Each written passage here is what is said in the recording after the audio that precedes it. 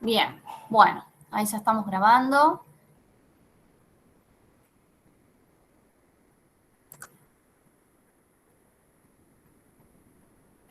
Avísenme cuando vean la pantalla.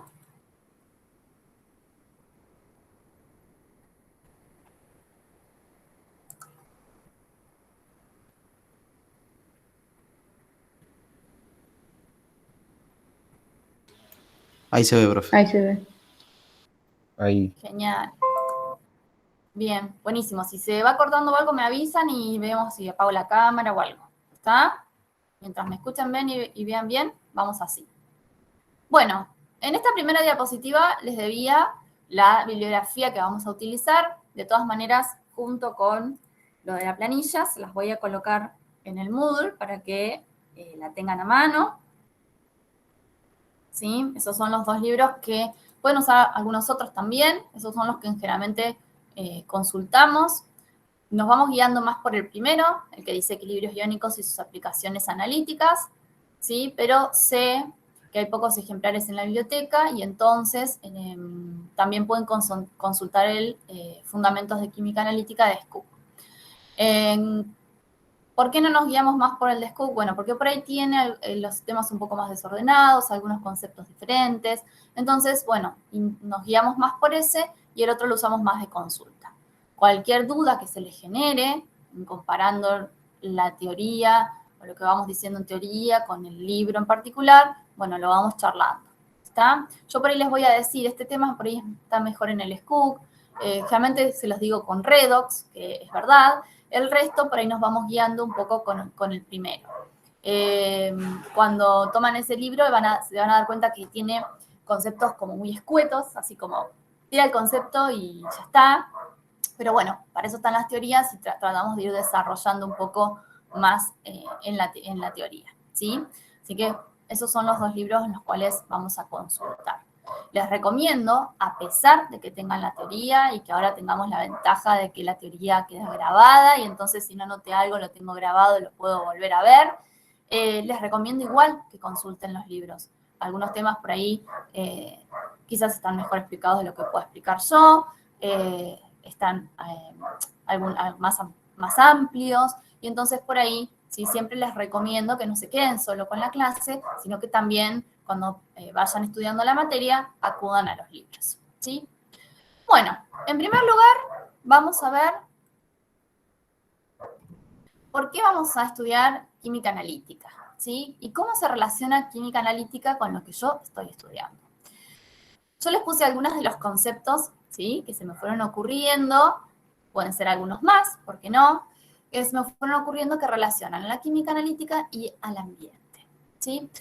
O sea, cuando estamos hablando de química analítica, directamente lo relacionamos con lo que tiene que ver con el análisis químico y el laboratorio de análisis químico.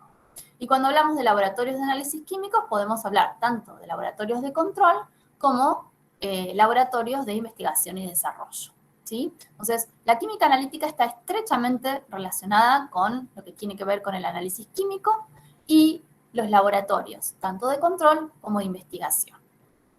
¿Cómo se relaciona con lo que ustedes están estudiando hoy? Bueno, en primer lugar nos da herramientas, ¿sí? Para el monitoreo de la presencia o la concentración de contaminantes en el ambiente, ya sea en agua, en suelo, en aire, tanto orgánicos como inorgánicos, ¿sí?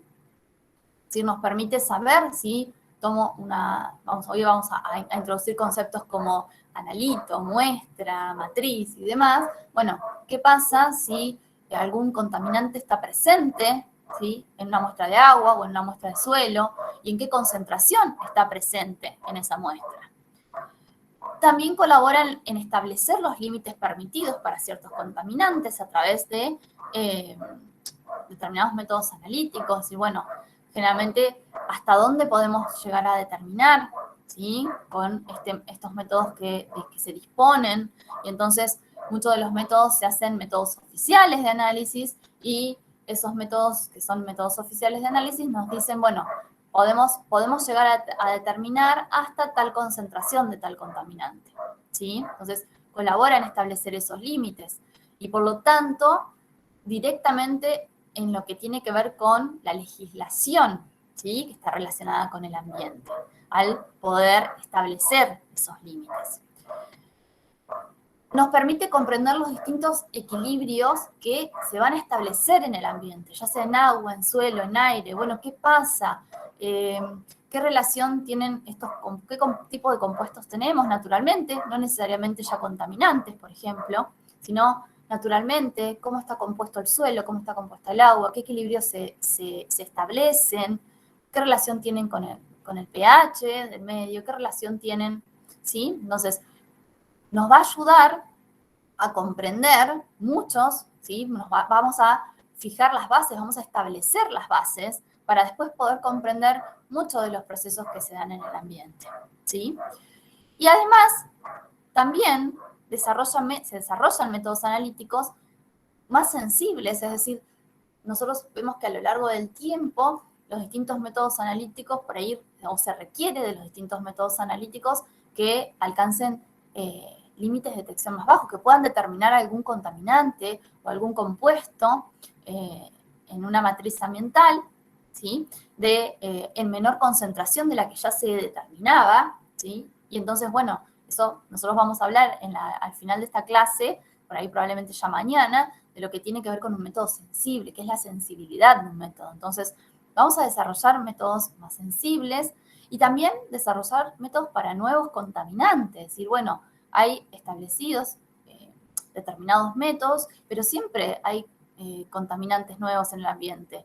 Por ejemplo, hace un tiempo todos los métodos analíticos, los fármacos se determinaban en muestras farmacéuticas, ya está.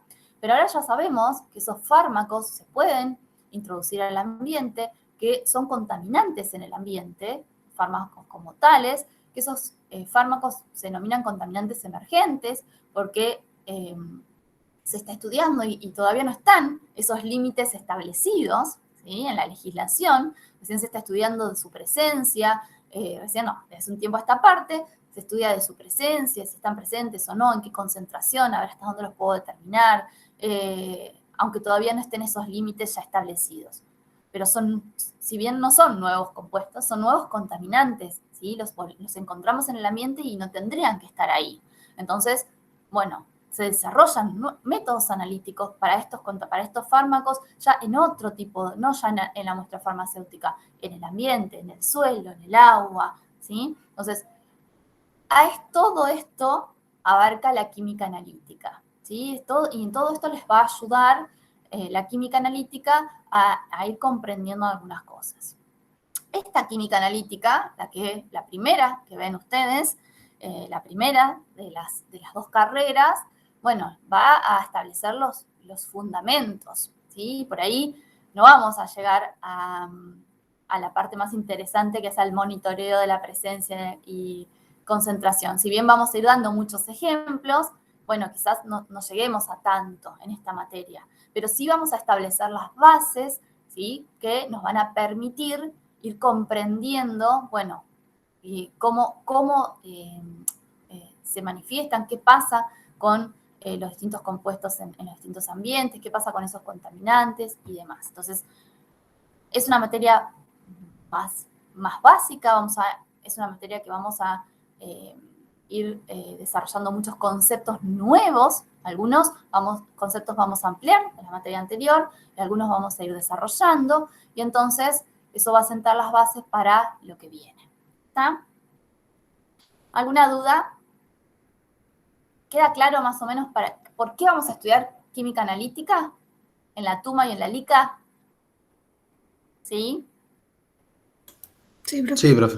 Bien, buenísimo. Entonces, a partir de esto, bueno, les quiero mostrar, como para que vean algo de los que se estaba hablando y de distintos ejemplos que por ahí podemos encontrar en noticias. Este año no busqué noticias, debo confesar, son noticias del año pasado, pero fíjense que hablan un poco de qué se mide.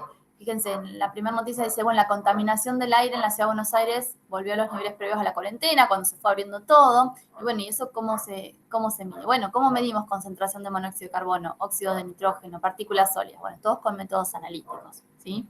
Agroquímicos y desechos industriales enturbian el destino del Gran Chaco argentino. Ahí tenemos otro. Bueno, ¿qué pasa con esos agroquímicos que se desechan, ¿sí? O esos desechos industriales que van a la tierra, al agua y demás? Bueno, ahí podemos determinar en qué concentraciones, si están presentes o no, en qué concentraciones están, y a partir de eso, bueno, por ejemplo, se hacen denuncias. El INTA recomienda disminuir el uso de agrotóxicos, y ahí explica qué pasa en pergamino, qué pasa con las fumigaciones, esos plaguicidas que se utilizan van directo al agua, ¿sí? ¿Y eso cómo hacen? Bueno, primero tienen que analizar, es decir, aplicar métodos analíticos que nos permitan determinar esos pesticidas en agua, por ejemplo. En función de eso, ver qué límites, en qué concentraciones se encuentran, compararlos con los límites que se permiten, si es que se permiten, porque algunos no se permiten, y en función de eso, bueno, se pueden hacer, por ejemplo, denuncias. Decir, bueno, miren, acá tengan cuidado porque estamos encontrando tal y tal, ¿sí? Pesticida en el agua, en el suelo, ¿sí? Está contaminando, hay muchos son tóxicos. Bueno, ya saben ustedes muchas de las noticias que están relacionadas, por ejemplo, con el diclorvos, ¿sí? Muy empleado, sobre todo en la soja y demás. Bueno, entonces ahí está. Bueno, ahí tenemos otra de salud, aire contaminado en Argentina. La OMS y UNICEF advierten del peligro para los más chicos. Y otra vez tenemos el tema del análisis químico, ¿sí? De los desarrollos de métodos analíticos para poder determinarlos, para saber si está contaminado y demás. ¿Está? Entonces, bueno, a esto vamos a ir apuntando a lo largo de la asignatura, por más que no lleguemos a tanto, sí vamos a sentar las bases para ir comprendiendo mucho de las cosas que se pasan acá, ¿sí? Bueno, y para eso vamos a empezar con la definición de química analítica. Esta es una definición del doctor Miguel Valcárcel, que dice que la química analítica es una ciencia metrológica que desarrolla, optimiza y aplica herramientas de amplia naturaleza que se van a concretar en procesos de medida encaminados a obtener información química o bioquímica de calidad para resolver problemas científicos, técnicos, económicos y sociales, ¿sí? Esa es la definición de química analítica. Lo que vamos a hacer en esta clase es ir tomando, ¿sí? Todas esas palabritas que ustedes ven en colores: ciencia metrológica, herramientas, procesos de medida, información, calidad. Bueno, a ver de qué me está hablando esta definición, ¿sí? ¿A qué estamos apuntando con esta definición para poder comprender esta definición en su totalidad? Y vamos a empezar con ciencia metrológica. Bueno, una ciencia metrológica, ¿qué quiere decir? Una ciencia que va a dedicarse a ¿qué? A la medida. Entonces, es una ciencia metrológica, es una ciencia que va a dedicarse a medir. ¿Y qué va a medir?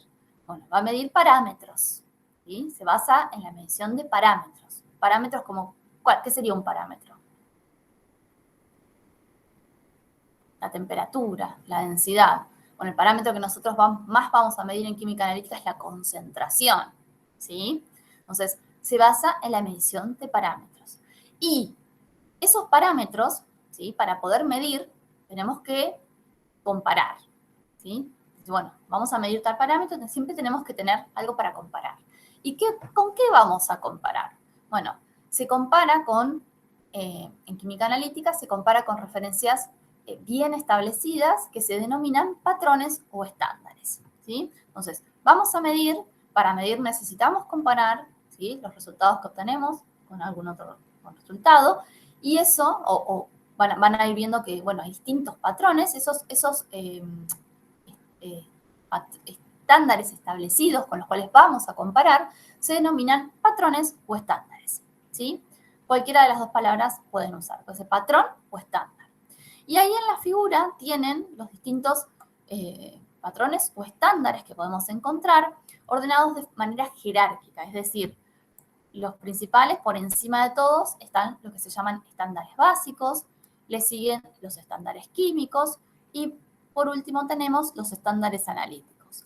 Y dentro de los estándares analíticos también están organizados jerárquicamente.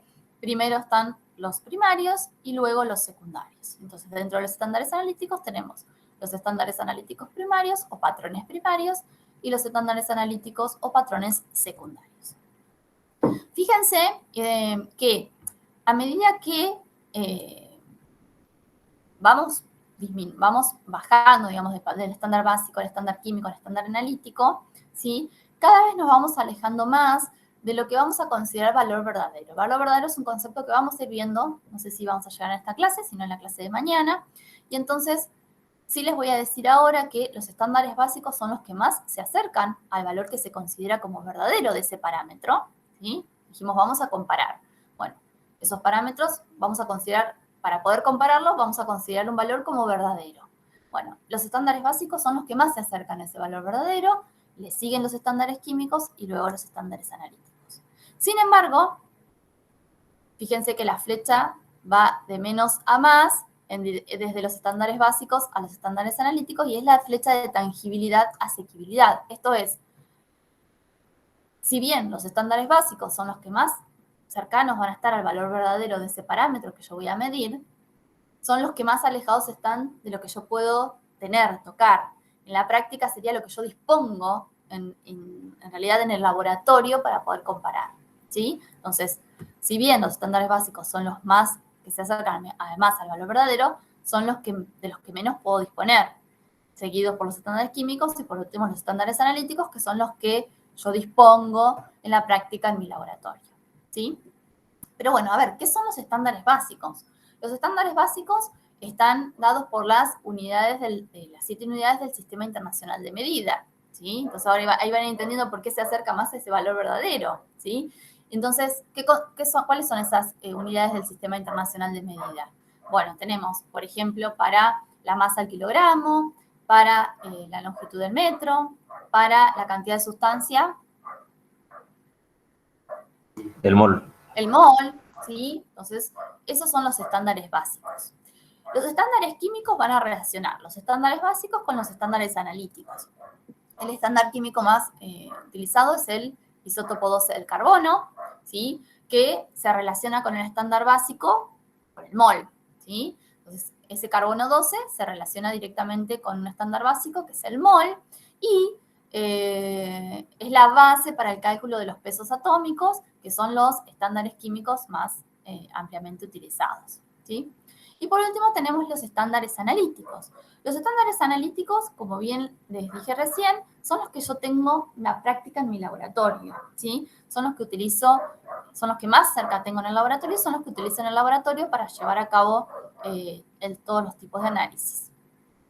Dijimos que se dividen en primarios y en secundarios. Vamos a empezar a ver, bueno, cuáles son los estándares o patrones primarios. Los podemos dividir en físicos, materiales de referencia y sustancias puras.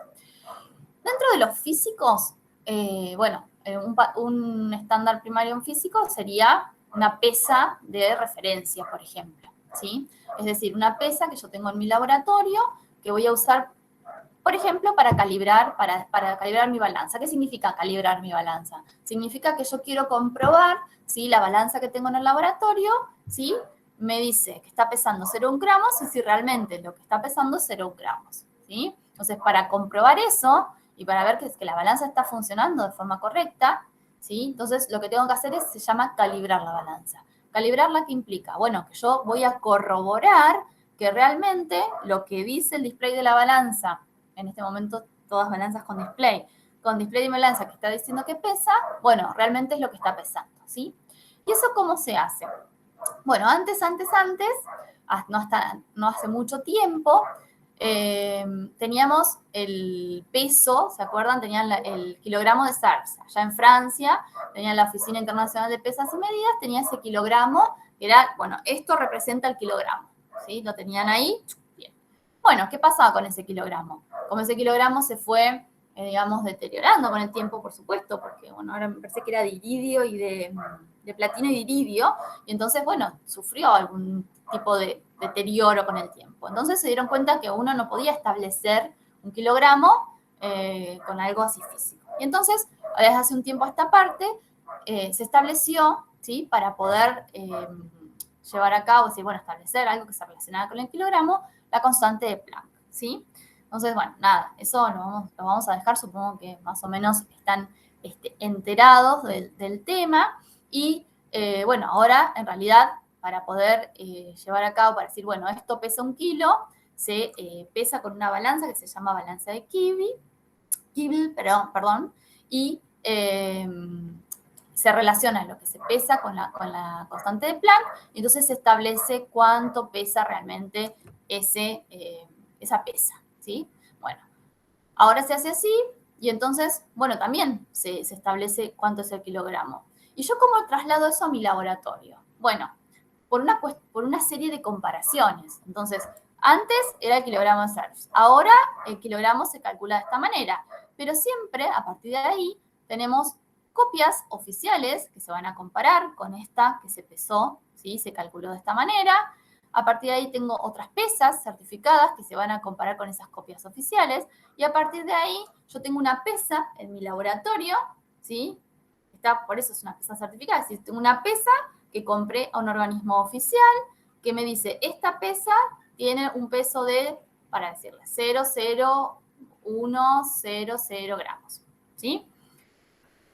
Voy a mi balanza, ¿sí? La pongo en mi balanza y lo que dice la pesa, que pesa, cuál es la masa de esa pesa, tiene que decir lo mismo mi balanza. Esa es la forma de calibrar. Si no es así, bueno, se hace todo un procedimiento, se ajusta, ¿sí? El peso, la balanza, y bueno, de esa manera cotejo que mi balanza esté funcionando como funciona, ¿sí? Entonces, un estándar físico sería una pesa de referencia. Esa pesa de referencia que está contrastada con la definición de kilogramo por el Sistema Internacional de Medida, ¿sí? Sí, perdón, ¿alguien me iba a preguntar algo? Sí, yo. Bien. Me perdí una parte que dijiste, creo que la constante de Platt, una cosa así. La constante de Planck. Eso, no entendí qué era. ¿La constante de Planck? Sí. ¿No vieron la constante de Planck? La energía es igual a No, la profe. constante No, de Planck. profe, no. Ah, no bueno. vimos. Entonces lo vamos a dejar ahí. Ya es muy complejo, ¿sí? Okay.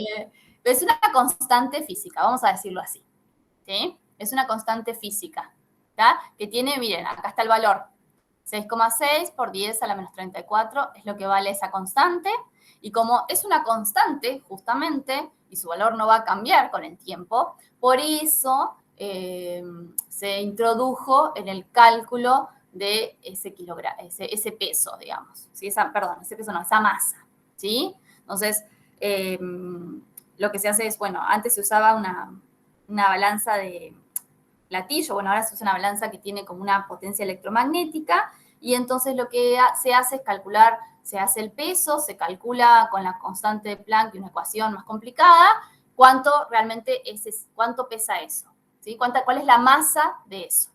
¿Está? Entonces, nada, no se preocupen, ya está. Si todavía no vieron la constante de Planck, no sé por qué, esta es la constante de Planck, vale 6,6 por 10 a la menos 34, y se utiliza en una fórmula matemática, ¿sí? A través de lo que pesa esta balanza, que es electromagnética, para poder establecer cuánto es la masa de una determinada pesa, ¿sí? Y a partir de ahí se va contrastando, ¿sí? Con la que en algún momento llega a mi laboratorio, que yo compro, ¿sí? En mi laboratorio a propósito, para poder hacer la calibración de mi balanza, ¿sí? Más o menos. No me importa tanto que sepan cómo se calcula el kilogramo, sino que sepan que la balanza hay que calibrarla y que ese estándar físico que se usa es una pesa de referencia que está contrastada, ¿sí? Con la unidad de medida, que es el kilogramo, que se va a calcular de esta nueva manera, distinto a lo que se calculaba antes, ¿sí? ¿Eso es alguien que entra, profe, o eso es...?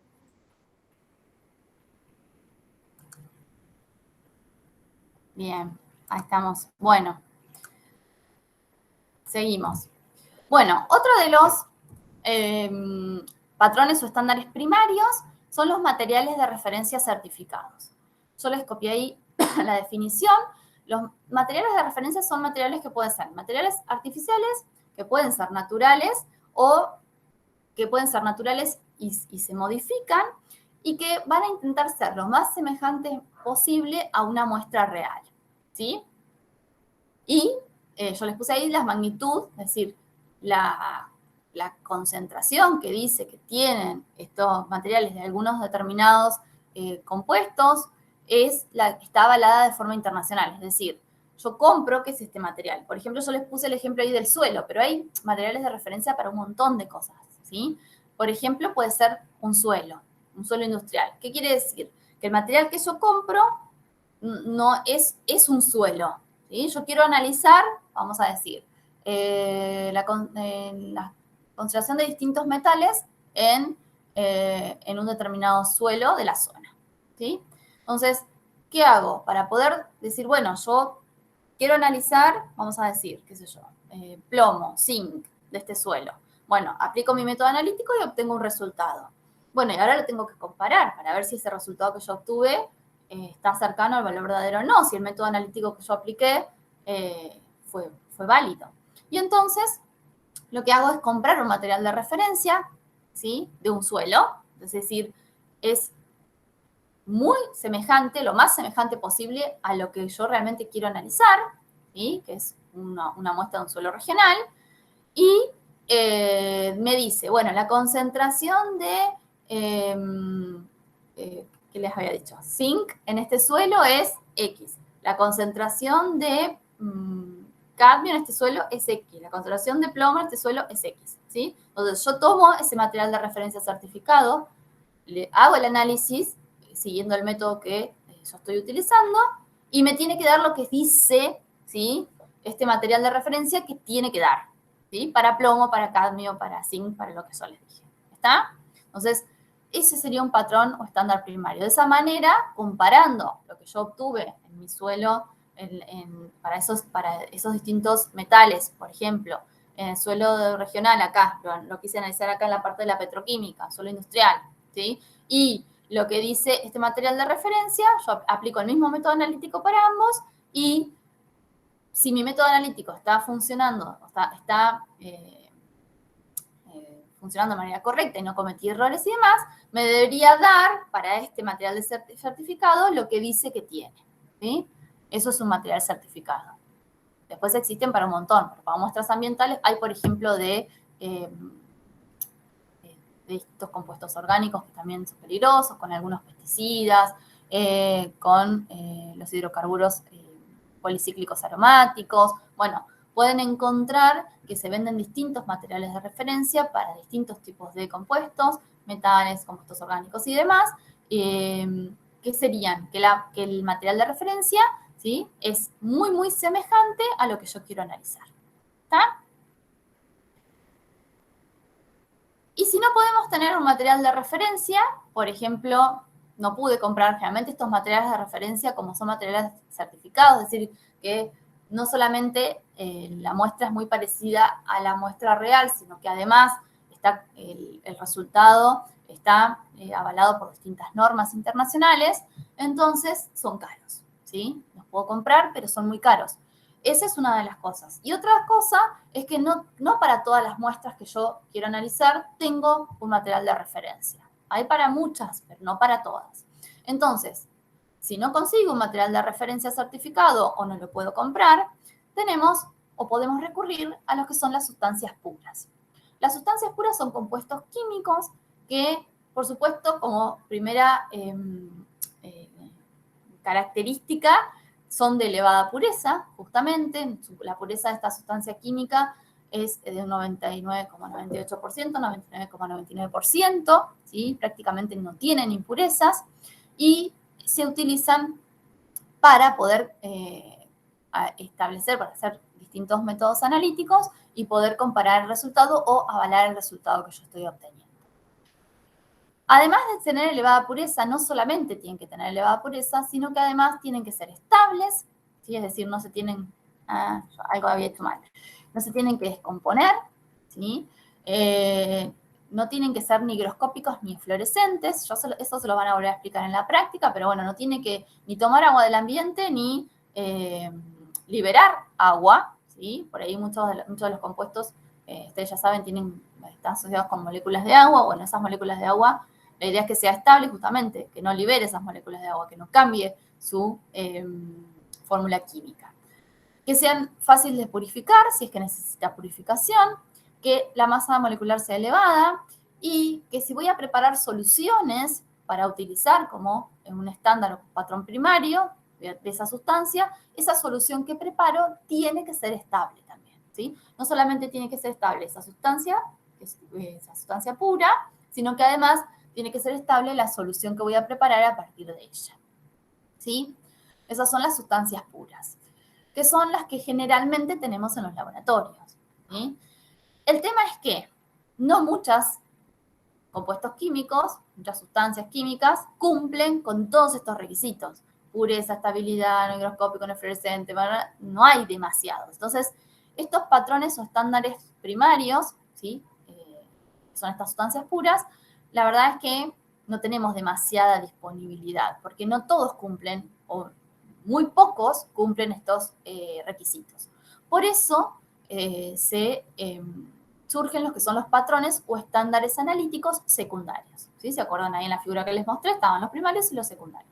Estos estándares analíticos secundarios, la ventaja que tienen es que nos podemos disponer en el laboratorio, aunque no cumplen con todas estas condiciones, y para poder utilizarlos, eso sí o sí, tenemos que contrastar la concentración de esa solución, de ese patrón analítico secundario, con un patrón analítico primario. Es decir, para poder yo utilizarlo para, por ejemplo, determinar la concentración de algún compuesto en el suelo, en agua, en cualquier matriz, lo que tengo que hacer, en primer lugar, es determinar si esa concentración de ese patrón analítico secundario con un patrón analítico primario, ¿sí? Ahí voy al ejemplo, a ver si me puedo explicar mejor. Supongamos que nosotros queremos determinar la alcalinidad de agua. La alcalinidad de agua implica determinar concentración de carbonatos, bicarbonatos y oxidrilos en agua, ¿sí? Entonces, bueno, quiero llevar a cabo esta determinación. Para poder llevar a cabo esta determinación, ¿sí? Lo que voy a hacer es hacer una valoración, una titulación, después vamos a ir hablando en la materia de eso, es decir, aplicar un método analítico, ¿sí? Utilizando ácido clorhídrico. El ácido clorhídrico no cumple estas condiciones, ¿sí? Por lo tanto, se puede utilizar, pero como patrón secundario. Yo preparo este ácido clorhídrico, pero antes de utilizarlo para determinar la alcalinidad en agua y poder determinar la concentración de estas especies, primero tengo que determinar la concentración de ácido clorhídrico con un patrón primario. En este caso, vamos a elegir como patrón primario carbonato de sodio. Carbonato de sodio es un patrón primario, ¿sí? Quiere decir que carbonato de sodio cumple con estas condiciones o con la mayor parte de estas condiciones. Como cumple con estas condiciones, es una sustancia pura, ¿sí? ¿La puedo usar directamente para determinar la alcalinidad en agua? No, porque justamente el carbonato de sodio no puedo usarla para determinar carbonatos. Estamos hablando de lo mismo. Por lo tanto, necesito buscar otra cosa para determinar el carbonato. Lo hago con el ácido clorhídrico. Acá sí lo puedo determinar, pero el ácido clorhídrico no es un patrón primario, no cumple con estas condiciones de sustancia pura, ¿sí? Por lo tanto, es un patrón secundario. Para poder usarlo, primeramente determino la concentración de esta solución de ácido clorhídrico que voy a usar con un patrón primario que es el carbonato de sodio, ¿sí? Si no, no lo puedo utilizar.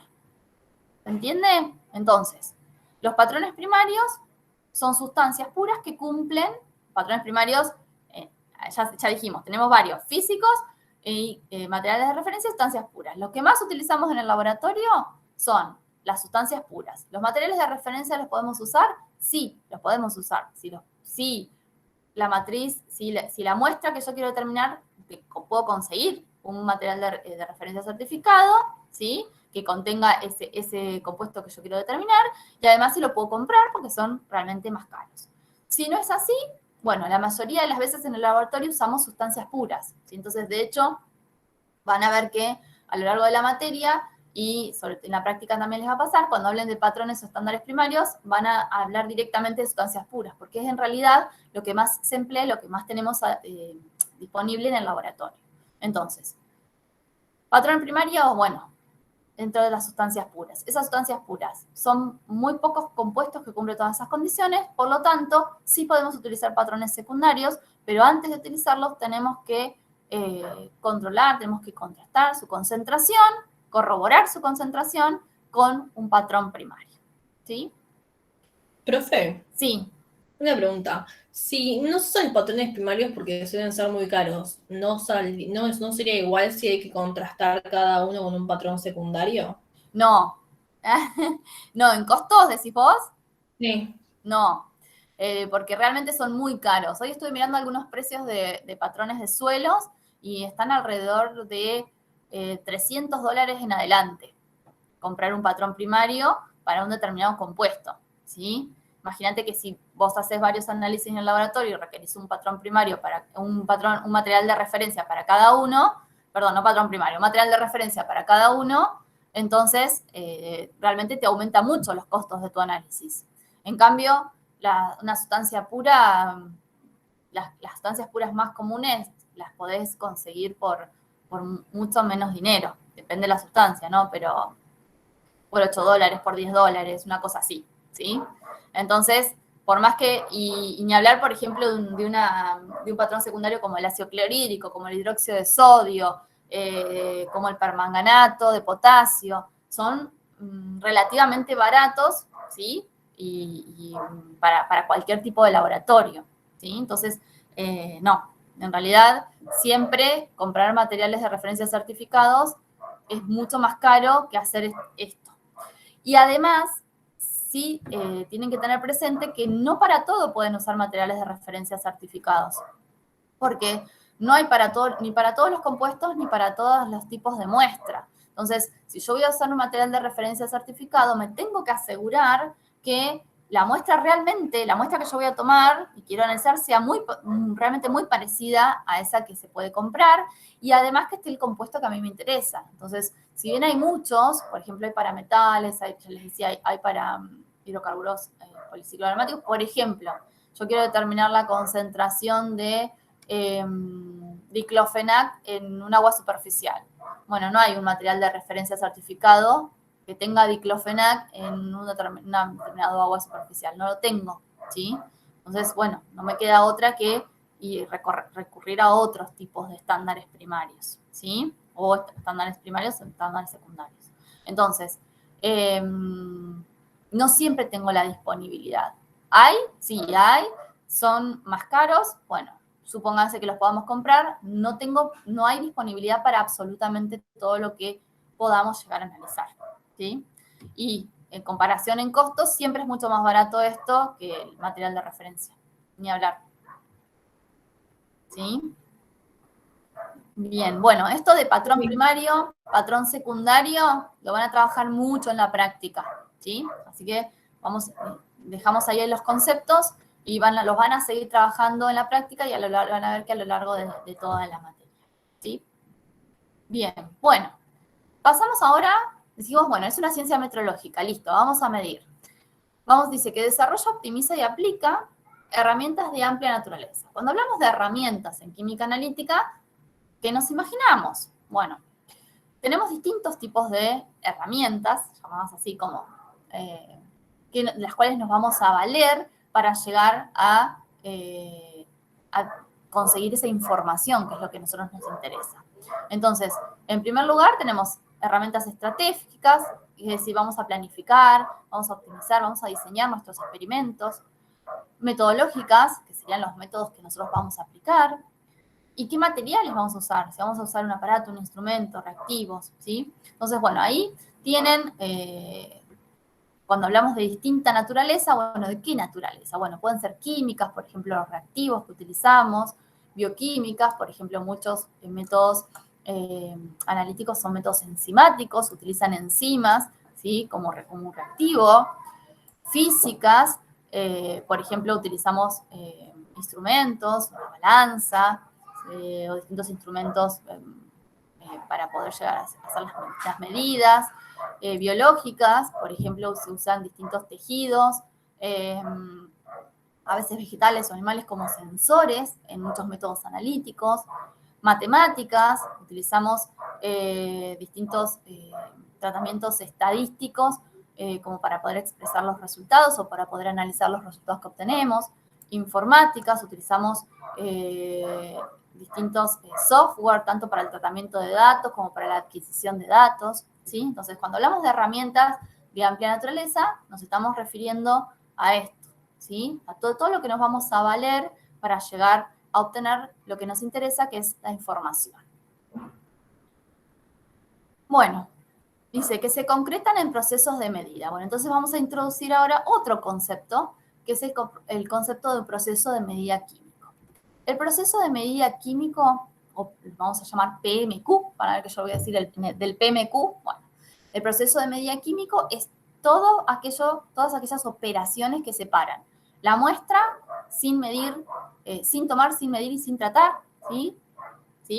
De los resultados que vamos a obtener. ¿Sí? La muestra, sin ningún tipo de... todavía no la tomé, o sea, no muestré, no le hice ningún tipo de tratamiento ni nada, del resultado final, ¿sí? Que es el que yo voy a informar. Entonces, eso es el proceso de medida químico.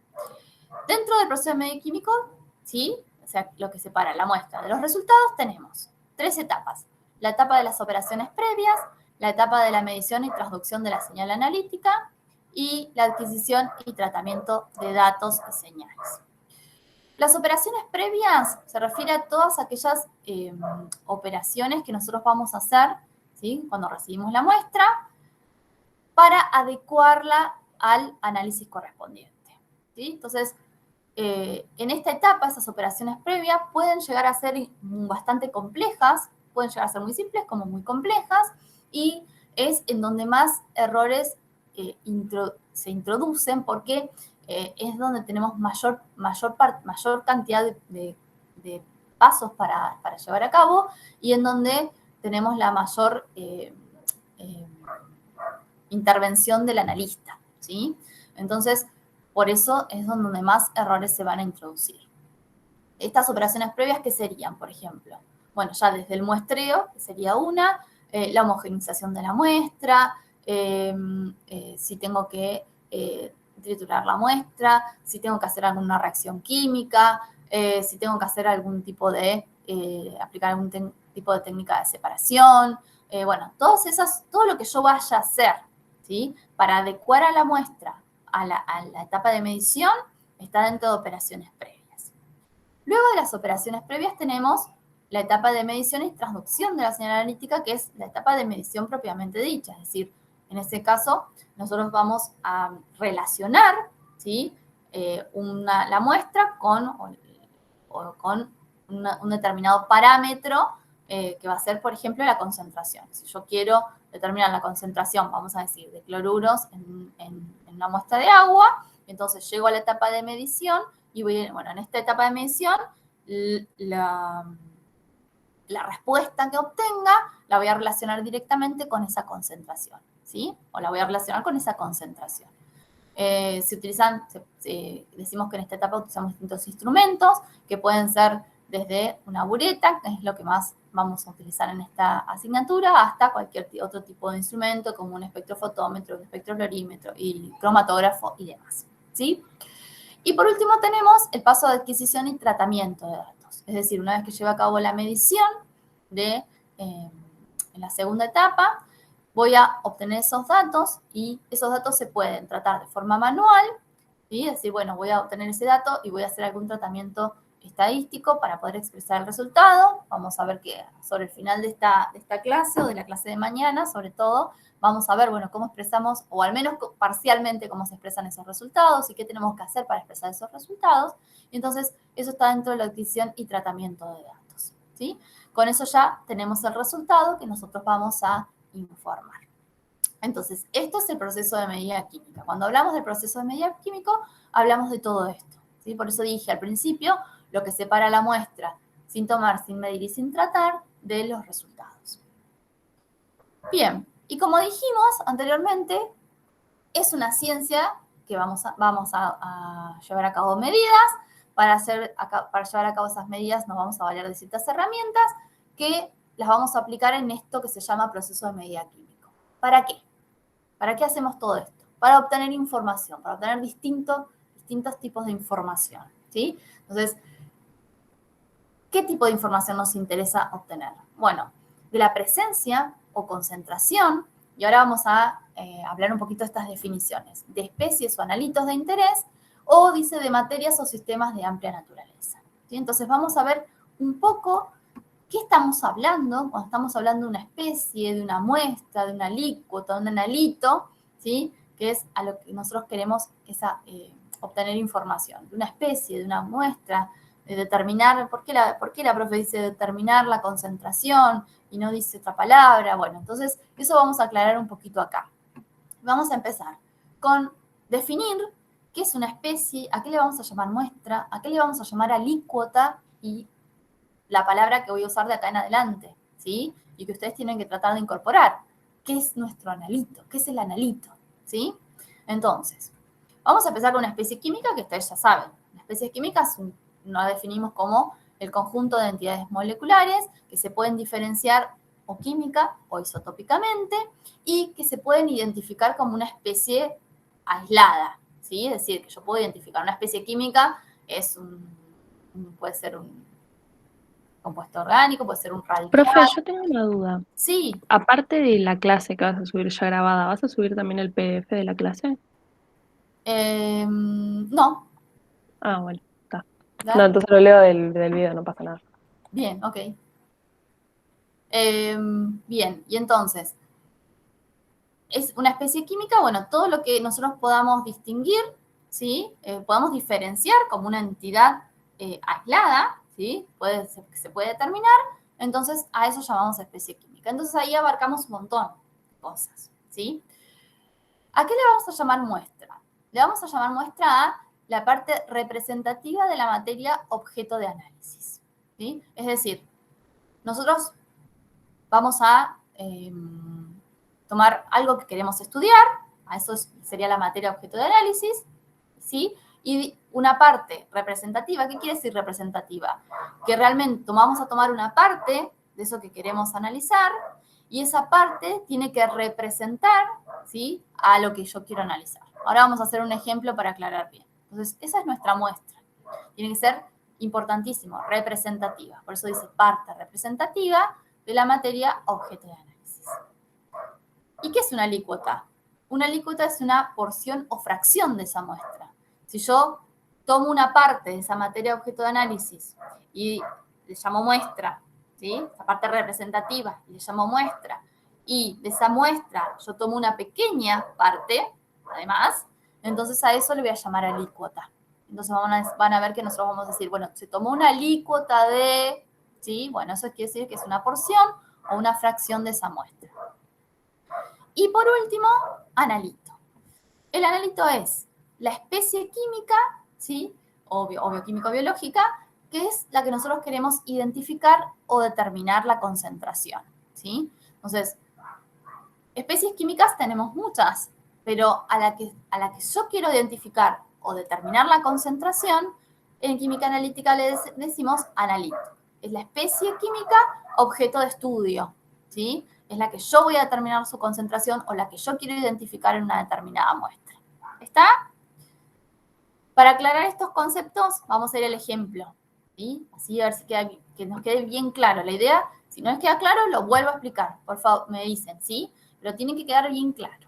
Bueno, profe, sí, ¿puedes volver atrás un segundo que quiero terminar de copiar el último? sí, cómo no. Bueno, recuerden que dice, muestra, parte representativa de la materia, objeto de análisis, ¿sí? Entonces, vamos a ver a qué le vamos a llamar materia objeto de análisis. Avísame cuando estés, ¿sí? Profe, el PDF este lo vas a subir, ¿no? No, no lo subo el PDF. Ah.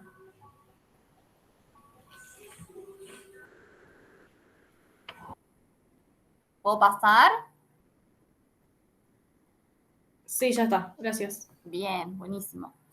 Entonces, materia objeto de análisis, ¿sí? Bien, y entonces, el arroyo en apostada sería nuestra materia objeto de análisis. ¿Yo qué quiero hacer? Quiero determinar la concentración de ion cloruro en una muestra del agua del arroyo en apostada, ¿sí? Arroyo en apostada, dijimos, la muestra parte representativa de la materia objeto de análisis. Bien, entonces, de esto, la materia objeto de análisis es el arroyo en apostada, ¿sí? Ahora, yo quiero determinar la concentración de ion cloruro del arroyo en apostada. El arroyo en apostada tiene agua, tiene sedimentos, tiene plantas, ¿sí? Tiene todo. ¿tá? Entonces, es la materia objeto de análisis. Pero de esa materia objeto de análisis, a mí me interesa, ¿sí? Determinar la concentración de cloruros en agua. Por lo tanto, la muestra va a ser agua, ¿sí? Esta va a ser mi muestra. Ahora, esta agua del arroyo Apostá, tengo que analizarlo. ¿Me puedo traer toda el agua del arroyo Apostá al laboratorio para poder analizarla? No, no puedo. ¿Y entonces qué voy a hacer? Bueno, voy a hacer un plan de muestreo. Diré, bueno, para poder determinar la concentración de ion cloruro en el agua, en el arroyo Apostá, voy a tomar una muestra de acá, de allá, de esta profundidad y demás. ¿Sí? Se hace un plan de muestreo.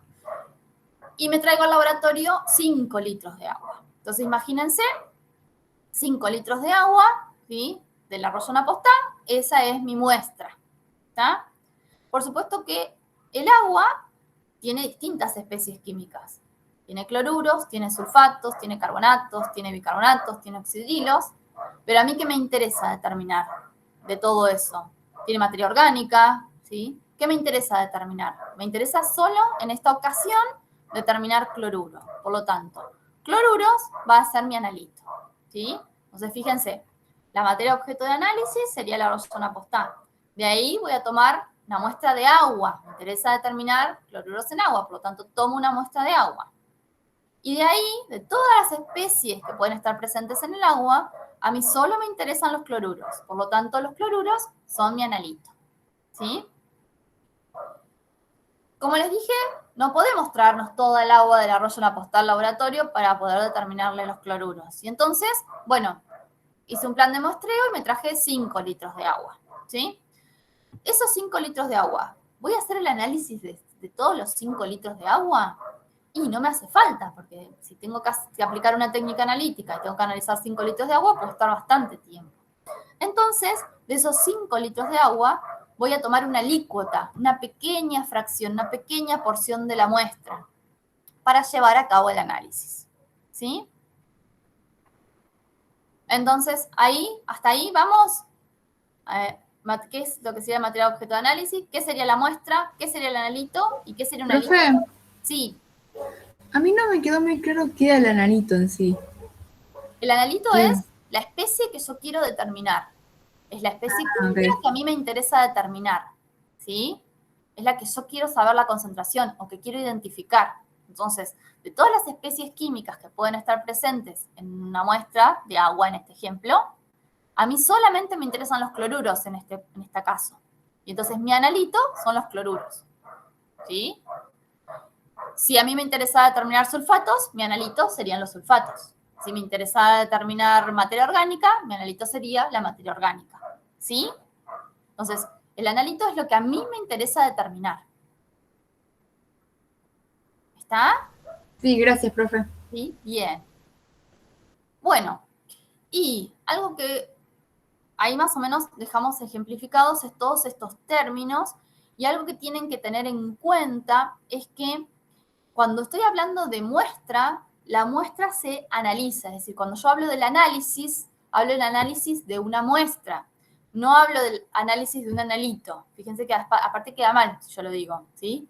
Voy a analizar un analito, queda como raro. Bueno, porque los analitos se determinan, no se analizan. Entonces, las palabras que se usan es, yo hago el análisis de una muestra, analizo una muestra de agua del arroyo Apostá para determinar cloruros, que sería mi analito, ¿sí? Por eso fíjense que arriba dice determinación de ion cloruro en una muestra de agua del arroyo Apostá. No dice análisis de ion cloruro en una muestra de agua del arroyo Apostá.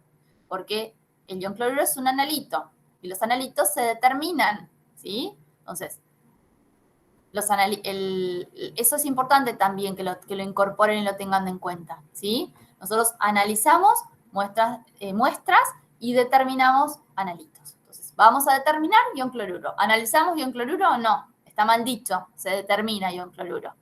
¿Está? ¿Se entiende más o menos? Bien. Bien, y entonces, aclarados estos conceptos que vamos a seguir utilizando en la materia de acá en adelante, vamos a ver qué pasa con esa información. Bueno, esa información la vamos a poder clasificar. Dijimos, vuelvo para atrás, a ver si, rápido. Tenemos información de la presencia o concentración de analitos, ahora ya le podemos decir, en sistemas de amplia naturaleza, ¿sí? Entonces, esa es la información que nosotros queremos obtener. Y entonces, según la finalidad de nuestro análisis y el tipo de información que nos interese, nosotros podemos clasificar el análisis químico en análisis cualitativo y en análisis cuantitativo. El análisis cualitativo, ¿sí?, tiene como objetivo la identificación del analito o de los analitos en una determinada muestra mediante alguna propiedad de ese analito, ¿sí? Pero fíjense que usé la palabra identificar, es decir, por eso el análisis cualitativo me va a dar una respuesta binaria, sí, no. Solo me va a dar ¿Podrías información. repetir lo del análisis cualitativo, por favor? Sí, todavía lo estoy diciendo, ¿eh? Me va a dar una respuesta binaria, sí, no. ¿Está presente o no está presente ese analito? ¿Sí? Entonces, el análisis cualitativo tiene como objetivo identificar el analito o los analitos, ¿sí?, mediante alguna propiedad que tengan esos analitos. ¿Está? Me permite identificar. Por eso, la respuesta que voy a obtener es una respuesta binaria. Si no, está presente o no está presente. Solo voy a identificar. ¿Está o no está?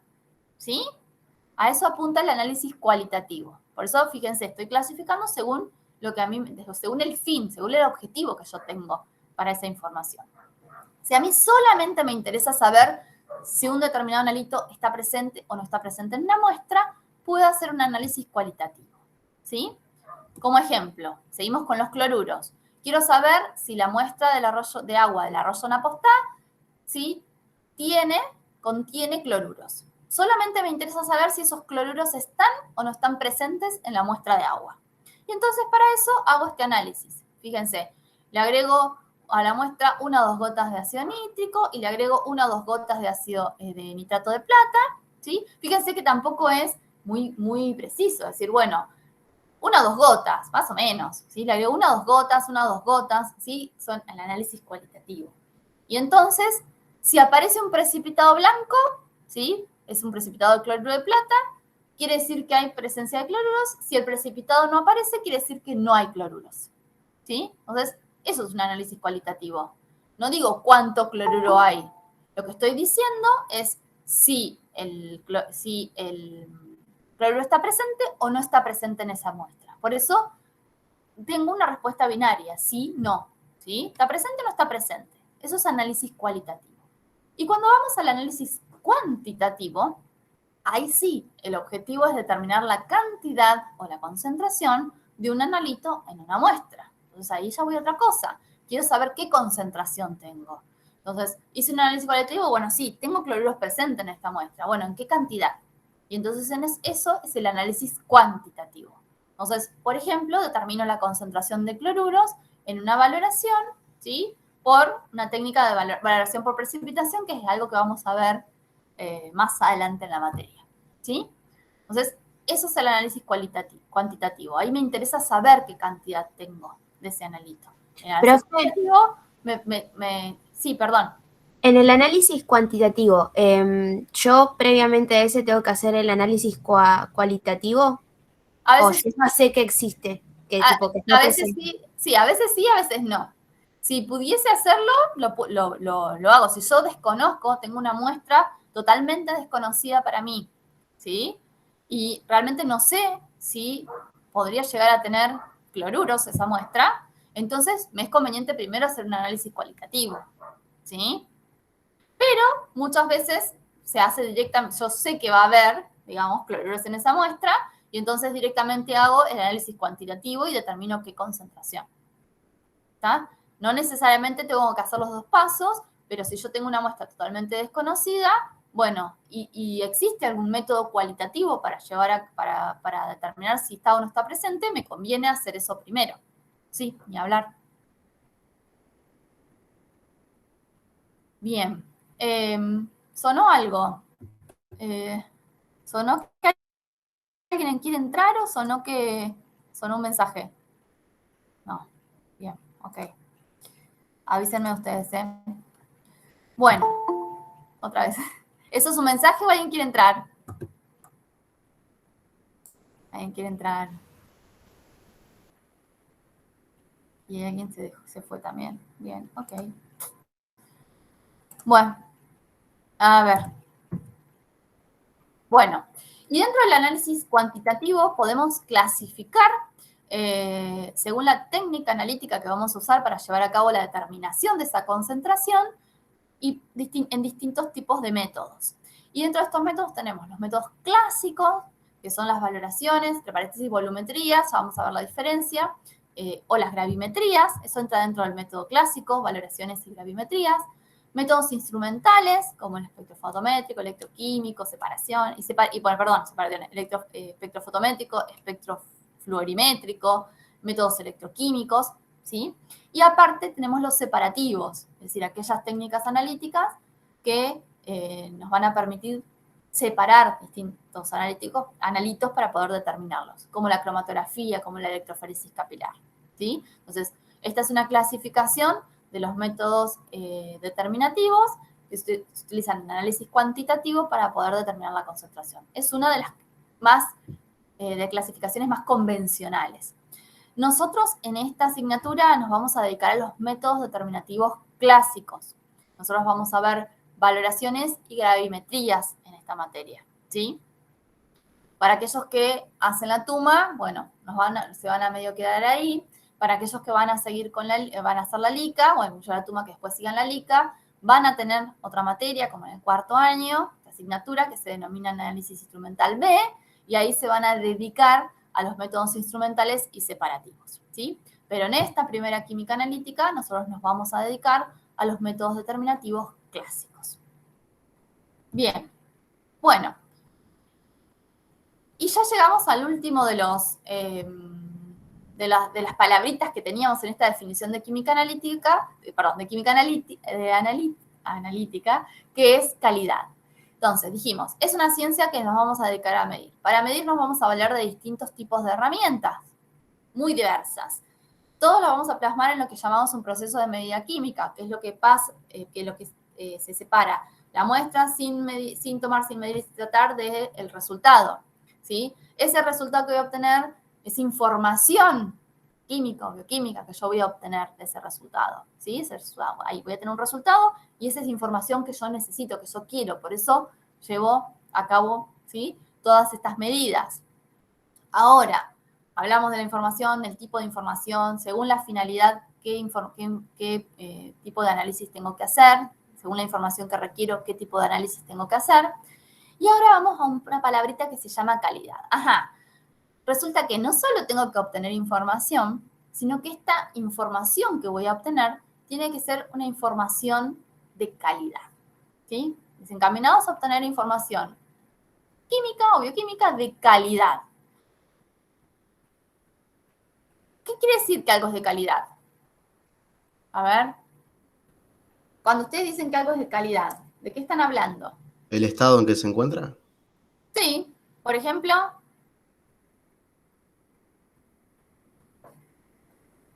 Cuando no sé. O sea, que tiene que estar en buen estado, que tiene que estar bien hecho, que tenés que como poder confiar en eso, por así decirlo.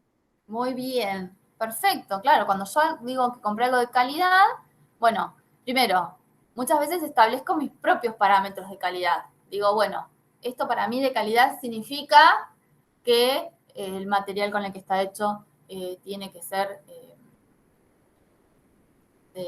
de una determinada composición, que si me compré una remera y la lavé no se me destiñó, ni se me acortó, que bueno, uno establece, ¿no?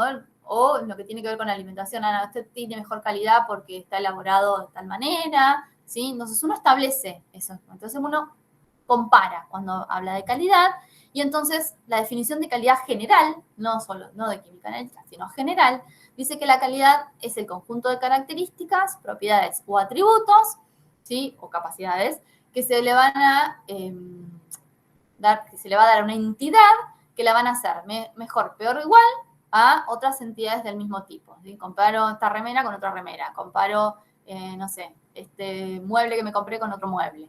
Bueno, de acuerdo a las necesidades que pueden estar especificadas o implícitas, ¿sí?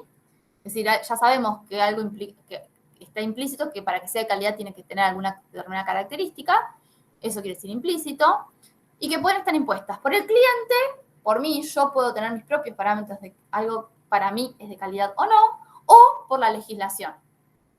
Voy a dar un ejemplo cotidiano para todos. El agua en Bahía Blanca, ¿sí? Podemos hablar de calidad. ¿Qué les parece la calidad del agua potable en Bahía Blanca? ¿Qué dicen ustedes? ¿Es de buena Mala. calidad? Depende con qué con qué lugar la compares, que tenga agua. No. Depende con qué lugar la compares. No en toda Bahía Blanca tenemos la misma calidad de agua. Me refería a otra ciudad, pero no sé cómo Ah, es el tema. Acá en la misma ciudad, digo. a la misma ciudad, no, a la otra ciudad. Bueno, depende con qué la comparemos. Bueno, sí, también. Bueno, ahí ya me mataste, no tengo ni idea de calidades de otra agua. Pero bueno, en general, la queja habitual de los vecinos es que el agua tiene olor, el agua le sale turbia, a veces en mi barrio, a veces en otro barrio, ¿sí? Eso vemos en las noticias por ahí. O miren cómo salía el agua acá, salió turbia, salió, bueno. Bueno, eso no tiene que pasar. Pero sin embargo, la legislación establece, o no, la típica, tiene mucho olor a lavandina, ¿sí? Entonces, para eso, bueno, tiene una cantidad de cloro, tiene mucho olor a lavandina. Yo le siento mucho olor a cloro, por ejemplo. Supónganse, ¿no? Las quejas habituales vamos a tomar. Sin embargo, la legislación establece que el máximo de cloro permitido para el agua potable es de tal, y yo le hago un análisis y ese análisis establece que el agua que sale de la canilla de mi casa está dentro de lo que establece la legislación, por más que a mí me parezca mucho, ¿sí? Entonces, a lo que voy es que, lo que tiene que ver con calidad lo puede establecer la persona, ¿sí? ¿Sí? Que está juzgando, o la legislación, ¿está? Entonces, eso ocurre en todos los órdenes de la vida. Cuando vamos a hablar de calidad en química analítica, vamos a hablar de dos tipos de calidad. Vamos a hablar de una calidad externa, y entonces esa calidad que impone el cliente o la legislación, y pasado esto, este ejemplo que dimos a esto, ¿qué quiere decir? Que yo como cliente, vamos a decir, entre comillas, puedo querer que se determine la concentración de cloruros en esta muestra de agua, ¿sí? Y establecer que a mí me interesa que no tenga más de 500 miligramos de cloruro por litro. Entonces, la analiza, le da 450, me quedo tranquilo, porque el parámetro de calidad lo establecí yo como cliente, porque a mí me interesa para tal cosa. Sin embargo, la legislación establece quizás otro parámetro de calidad y dice que el agua potable no tiene que tener más de, digo cualquier número, 400 miligramos por litro, ¿sí? De iones cloruro, para decir algo, ¿sí? Entonces, esa es la calidad externa. La puede establecer el cliente, al que le interesa llevar esa muestra a analizar. Quiero saber si esta muestra tiene, qué concentración de pesticidas tiene esta muestra de agua, de tal pesticida. Porque yo ya sé que tiene, de metsulfuronmetil. Resulta que en el campo fumigan con metsulfuronmetil y yo tomé una muestra de agua y quiero saber qué cantidad tiene. ¿Y por qué? Porque se las doy a tomar a, no sé, al ganado, ¿sí? Entonces, le hacen el análisis, le dicen, no, tiene una concentración de cualquier número, 2 ppm de metsulfuronmetil. Ah, bueno, resulta que no es tóxico para el ganado, listo, se las doy a tomar. Ahora, la legislación establece que no tiene que tener metsulfuronmetil esa muestra de agua, ¿sí? Para que ese agua se pueda utilizar para tal cosa. Entonces, eso es la calidad externa que la puede establecer el cliente o la legislación, ¿sí? Vamos a llamar cliente a los dos, podemos llamar, ¿sí? Y va a cumplir con unas necesidades de informaciones. Si yo quiero una determinada información, que a mí me puede servir o no. Esa calidad externa está soportada, por eso tenemos las flechitas para arriba, por lo que llamamos calidad analítica. Y la calidad analítica está compuesta justamente por la calidad de los resultados, ¿sí?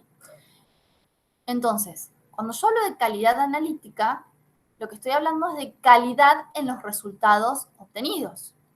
Y la calidad de esos resultados obtenidos va a estar soportada a su vez por la calidad del proceso de medida químico, ¿sí?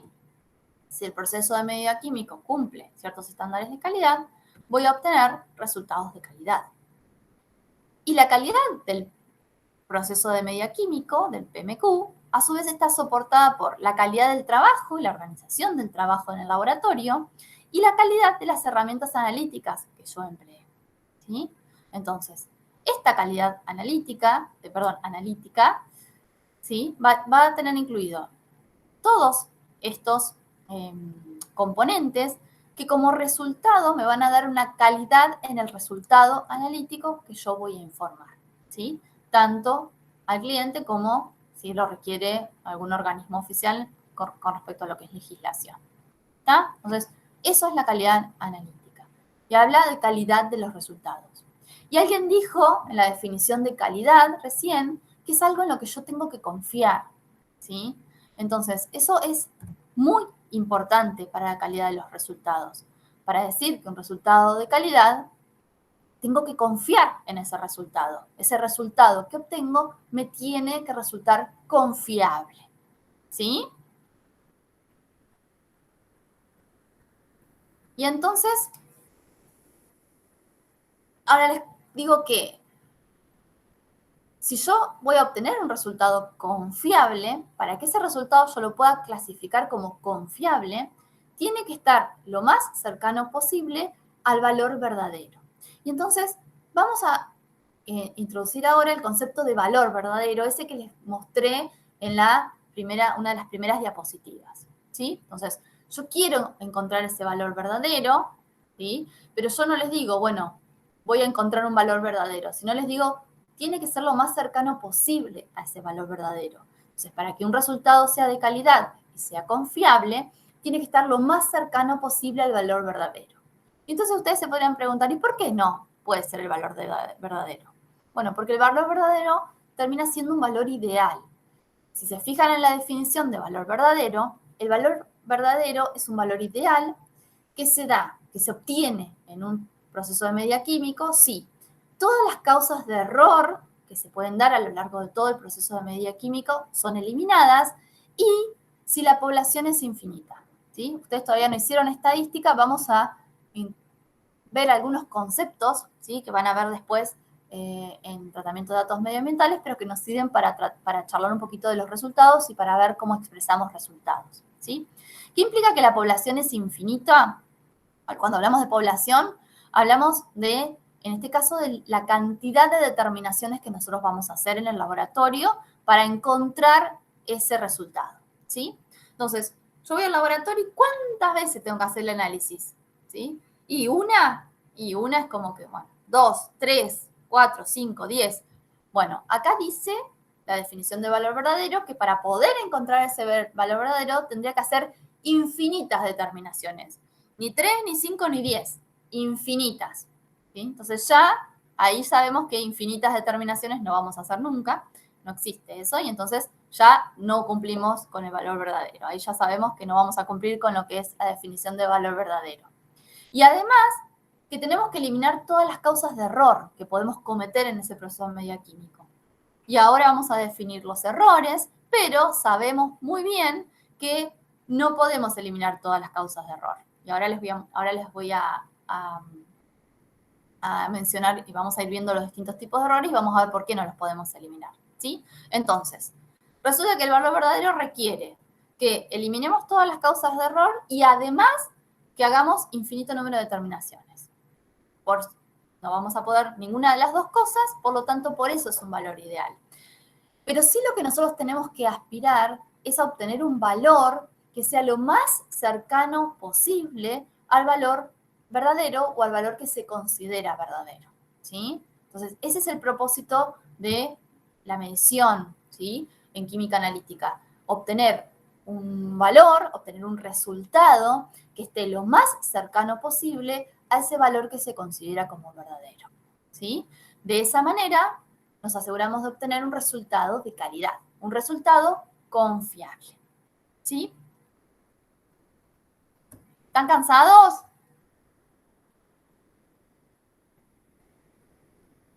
¿Sí, un ratito más? Sí, profe, seguí. Si no falta mucho para que sean las 6 tampoco. No, es verdad. Es verdad, pero bueno, vamos a hacer la definición, voy a hacer la definición de errores y dejamos ahí, seguimos mañana, ¿sí? Bueno, entonces. Profe, una pregunta. De eso Diga. estás diciendo. Si vos nunca puedes llegar a un valor ideal, ¿cómo sabes cuál es tu margen de error? Ajá, muy bien. Vamos a llegar a qué error vamos a cometer y cuánto es ese error sobre el final de esta unidad, vamos a decir, porque va a ser en la clase de mañana ya. ¿Sí? Ah, ok. Ahí vamos a ir. Mañana vamos a decir, bueno, tengo un margen de error. Por supuesto que lo tengo. ¿Sí? No puedo, digamos, decir cualquier error. ¿Sí? No puedo tener, digamos, tirar cualquier resultado y no importa cuán lejos esté de ese valor verdadero. Existe y se establece un determinado, vamos a decir, margen de error. ¿Sí? Lo vamos a ver al final cuando terminemos de ver algunos conceptos. ¿Está? Ahí voy. Bueno, entonces, tenemos que saber que cualquier medida que nosotros vayamos a hacer en el laboratorio está sujeta a errores. Esto es así, ¿sí? La medida de cualquier propiedad, de cualquier parámetro, está sujeto a errores, ¿sí? Y se lo subrayo. No van a existir resultados cuantitativos válidos si no van acompañados del error que se comete al llevar a cabo esa determinación, ¿sí? Ahí está bien subrayado. Es decir, yo no puedo dar un resultado si no digo qué error estoy cometiendo cuando yo lleve a cabo las distintas determinaciones para obtener ese resultado. ¿Sí? Entonces, no existen resultados cuantitativos válidos si no van acompañados de los errores inherentes a ellos. ¿Sí? Entonces, lo que quiere decir es que no puedo tirar un número por tirar. Tengo que decir qué error estoy cometiendo, ¿sí? O qué errores cometí cuando llegué a ese resultado. ¿Está? Eso es un resultado de calidad. ¿Está? Me está diciendo, bueno, mira, este es el resultado que obtuve, pero además el error que cometí es este. ¿Sí? Entonces, ahí vamos a ir. ¿Sí? Entonces, para eso, primero vamos a definir cuáles son los errores que podemos cometer. ¿Sí? Entonces, vamos a los tipos de errores. Entonces, vamos a definir errores crasos que se definen como aquellos errores que son tan graves que tengo que abandonar y volver a empezar. ¿Sí? Por ejemplo, lo que ven ahí en la foto. Se me cansó la muestra en el laboratorio. Tenía que analizar, ese caso que puede ser una muestra de cereales, y tiré toda la muestra. Se me cayó todo. Listo, a volver a empezar. ¿Sí? Tenía que agregarle ácido y tenía que agregarle ácido clorhídrico, le agregué hidróxido de sodio. Gravísimo error. Listo, vuelvo a empezar. Nada, lo tengo que dejar, ¿sí? Y empezar todo de nuevo. Esos son errores crasos. Son errores que reconocemos con facilidad porque, nada, me re equivoqué, me doy cuenta, ¿sí? Se me cayó la muestra. En vez de tomar el frasco que tenía ácido clorhídrico, tomé el que tenía hidróxido de sodio. Me equivoqué de indicador. Bueno, son todos errores que me van a llevar a, sí, no me está dando este resultado porque realmente me pasó esto, y que en realidad ni siquiera llego al resultado porque apenas cometo el error, tengo que volver a empezar, ¿sí? Por supuesto que al detectarlos es posible eliminarlos, pero es muy fácil. Bueno, el que se me cayó la muestra es muy fácil de detectar, pero bueno, a veces no me doy cuenta enseguida que en vez de agarrar el frasco de ácido clorhídrico, agregué el de hidróxido de sodio. Bueno, pero empiezo a buscar, digo, si esto no me da, ¿por qué no me da?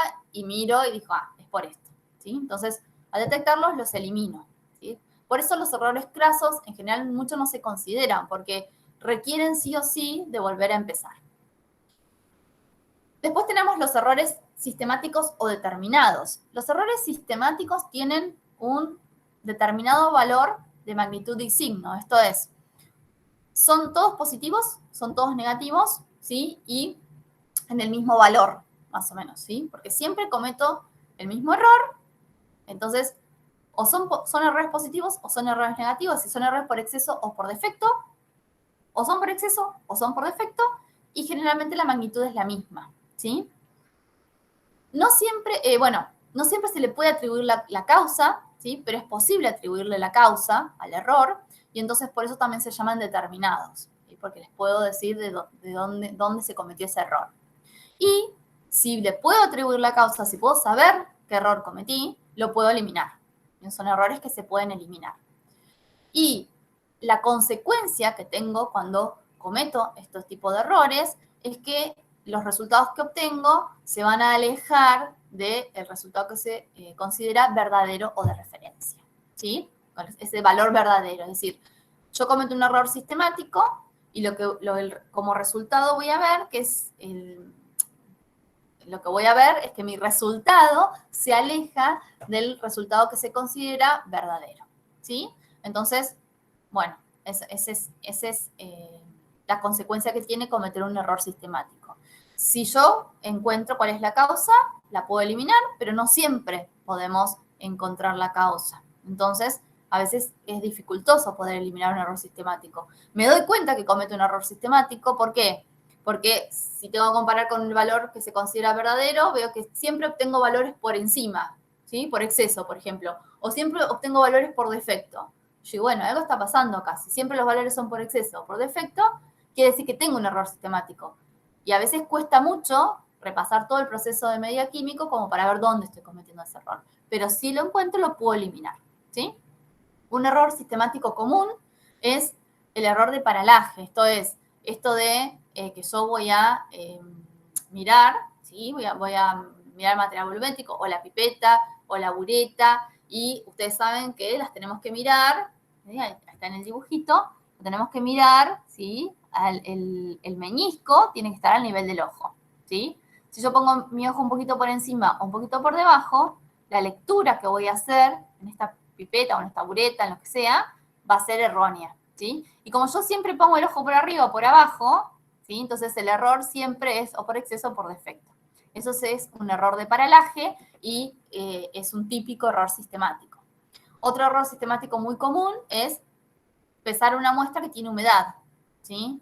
Entonces, la muestra era higroscópica, tomó humedad del ambiente, ¿sí? Y entonces yo hago todo el análisis con esa muestra y resulta que encuentro que tiene más de lo que tenía. Y bueno, porque además tenía agua, ¿sí? Entonces, trabajar, no solo pesar y después trabajar con una muestra que tiene humedad, ¿sí? Que no fue correctamente tratada, también genera, por ejemplo, un error sistemático, ¿sí? Bueno, y por último tenemos los errores que se llaman aleatorios o indeterminados. Los errores aleatorios o indeterminados tienen un signo y magnitud completamente aleatorio, al azar, ¿sí? Pueden ser por exceso y por defecto, ¿sí? Y la magnitud de ese error puede ser muy, muy distinta, muy variable, ¿tá? Entonces, por eso se llaman aleatorios. Como proceden de diferentes causas al azar, ¿sí? Por eso es fortuitas al azar, ¿sí?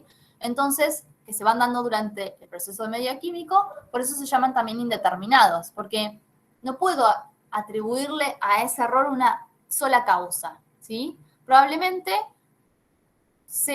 haya distintas cosas, distintas causas, o distintos errores que yo voy cometiendo a lo largo del proceso de medida químico que hacen que tenga ese error, ¿sí? Por eso, como proceden de distintas causas al azar, son errores que cuesta, no se pueden, no son identificables, por eso no se pueden eliminar, pero sí se pueden minimizar. ¿Cómo se minimizan? Bueno, trabajando, por ejemplo, con material volumétrico con menos error. Ahora vamos a ver, trabajando de manera adecuada, vamos a decir. Entonces, si yo trabajo de manera adecuada, puedo minimizar ese error. Lo puedo minimizar, pero nunca lo voy a poder eliminar, porque ese error está asociado a distintas cosas que yo hago durante el proceso de medida químico y que no puedo atribuir la causa, ¿sí? ¿Qué consecuencia tienen estos errores aleatorios? Que no los vamos a poder eliminar, que siempre los vamos a tener presentes. Van a hacer que los resultados de las repeticiones de un análisis sean diferentes, ¿sí? Entonces, eso es lo que pasa. Yo digo, bueno, voy a hacer este análisis químico. Hago todo lo que tengo que hacer, obtengo un resultado, ¿sí? Vuelvo a hacer el análisis. Vuelvo a hacer todo, qué sé yo, lo mismo, obtengo un resultado. Y el resultado que obtuve no es igual al anterior.